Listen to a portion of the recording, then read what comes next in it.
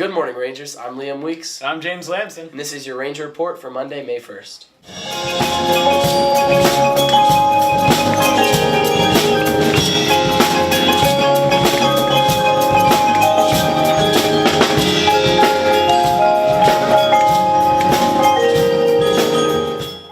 The annual dodgeball tournament will be May 12th at 6 p.m. Team applications are due outside A102 and are due May 2nd. Student Council is hosting a talent show on May 5th, but they are also holding a visual arts section as well. Submit your work in any visual art to A102 by Tuesday to be judged in the visual arts section. You don't need to present the art, just submit it and wait to see if you won. All pieces will be displayed in the hall outside the auditorium on the day of the talent show.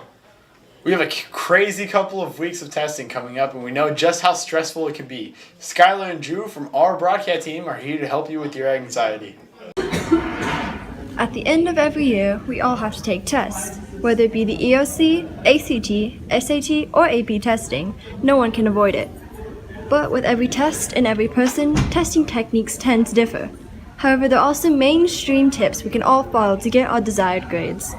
The most obvious thing is to get a great night's sleep and to make sure that you don't spend the night before trying to cram for a test that you've been preparing for in your class for the entire year. So get a good night's sleep and think about all the things that you've been working on for the previous year. I think the most important thing for students to do is to sleep. And know that if they've taken their AP class seriously, that there's nothing they can do to cram, right? The night before, it's not going to magically happen. So just get some sleep and trust that you've already done the work. And studying's a good option. I didn't really do it, but I know that it would have helped me get a better grade, and it would have been pretty nice if I had, so. Make sure you're prepared. If there are any review sessions that are offered by your teacher, make sure you take advantage of that. You can also buy a review book and just make sure that you are taking the material in small chunks instead of trying to cram the night before. I would try not to get bogged down about the small stuff. If you don't understand something, you should move on, because if you get stuck there, then it's going to hurt you overall, because you won't get as many questions. In the morning, make sure that you're on time. If you're late, you're going to be behind and going to be rattled, and so you will not be in a good frame of mind to start the test. And also get a good breakfast. Eat. Make sure you eat, because you can't think if you're hungry. So make sure you eat a good breakfast.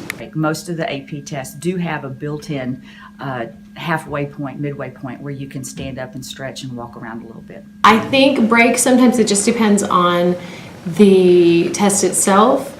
And if you start second guessing yourself, it's going to throw you off, and so you shouldn't do that. You should go with your gut feeling on what you think is right.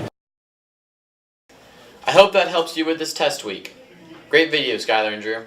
Baseball are now district champions after defeating Clemens 2-1. The game ended in a dramatic fashion when third baseman Toshiki Izizaki laid down a bunt to the first base line to send Mason Pearson from third base for the win.